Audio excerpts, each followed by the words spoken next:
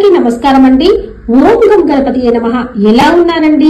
అందరూ బాగుండాలని, అందులో నేను ఉండాలని కోరుకుంటున్నాను. భక్తి అంటే కేవలం మాటలు కాదండి, అది ఒక అనుభూతి. సాయిబాబా మానవ రూపంలో ఉన్న దేవుడు. మనం సహనం, శ్రద్ధ, నమ్మకంతో ఉంటే ఆయన అనుగ్రహం తప్పకుండా లభిస్తుందని ఒక కథ రూపంలో తెలుసుకుందామండి. కథలోకి వెళ్లే ముందు ఒక చిన్న రిక్వెస్ట్ అండి. కొత్తగా ఎవరైనా ఛానల్ చూస్తున్నట్టయితే మీకు గనక ఈ వీడియో నచ్చితే ఒక లైక్ వేయండి, షేర్ చేయండి, ఛానల్ ని తప్పకుండా సబ్స్క్రైబ్ చేసుకోండి. పెద్దపల్లి అనే గ్రామంలో రఘునాథ్ అనే వ్యవసాయ కుటుంబానికి చెందిన ఓ వ్యక్తి ఉండేవాడు. అతను చిన్నప్పటి నుండి భగవంతుడిపై, ప్రత్యేకంగా షిరిడి సాయిబాబాపై అపారమైన నమ్మకంతో జీవించేవాడు. అతని ఇంట్లో ఒక చిన్న పూజా మందిరం కూడా ఉంది. అందులో ప్రతిరోజు సాయిబాబా చిత్రానికి నైవేద్యం పెట్టి దీపం వెలిగించేవాడు. ఒక రోజు రఘునాథ్ షిరిడీకి వెళ్లి సాయిబాబా సమాధి మందిరంలో ప్రత్యేక పూజ చేస్తున్నాడు.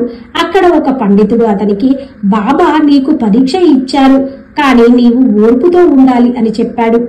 రఘునాథ్ ఇంటి ఆర్థిక పరిస్థితి క్షీణించింది. పంటలు పాడయ్యాయి, అప్పులు పెరిగాయి. పక్క వాళ్ళు నవ్వుతూ ఉన్నారు. రఘునాథ్ పరిస్థితి చూసి, నీ సాయిబాబా ఏమయ్యాడు అని కించపరచసాగారు. కానీ రఘునాథ్ మాత్రం రోజు సాయిబాబాకు నైవేద్యం పెట్టడం మానలేదు. ఒక రాత్రి రఘునాథ్ నిద్రలో ఉన్నప్పుడు సాయిబాబా స్వప్నంలో వచ్చారు. ఓ బిడ్డ, నీ నమ్మకమే నీకు వరంగా మారుతుంది, ఇంకా కొంత ఓర్పుతో ఉండు అన్నారు. ఆ రోజు ఉదయం అతనిలో నూతన ఉత్సాహం వచ్చింది. తర్వాత కొన్ని రోజులకు గ్రామాన్ని వరదలు ముంచేశాయి. అందరి పంటలు నాశనమయ్యాయి. కానీ రఘునాథ్ పొలం పక్కనే ఉన్న పుట్టలో నుంచి నీరు పోయి పొలం తడిపింది, కాని పంట కాపాడపడింది, నీటిలో మునగలేదు. ఆ పంటను అమ్మి రఘునాథ్ తన అప్పులు తీర్చాడు. గ్రామంలో వాళ్ళంతా ఆశ్చర్యపోయారు.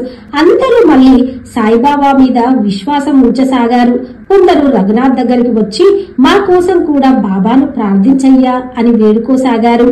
రఘునాథ్ తర్వాత షిరిడీకి వెళ్లి తన గది దగ్గర ఉన్న చిన్న నిధిని బాబా మందిరానికి విరాళంగా ఇచ్చారు. అక్కడ ఉన్న పూజారులు ఆశ్చర్యపోయారు, ఎందుకంటే అది తక్కువ కాలంలో వచ్చిన పెద్ద మొత్తమే.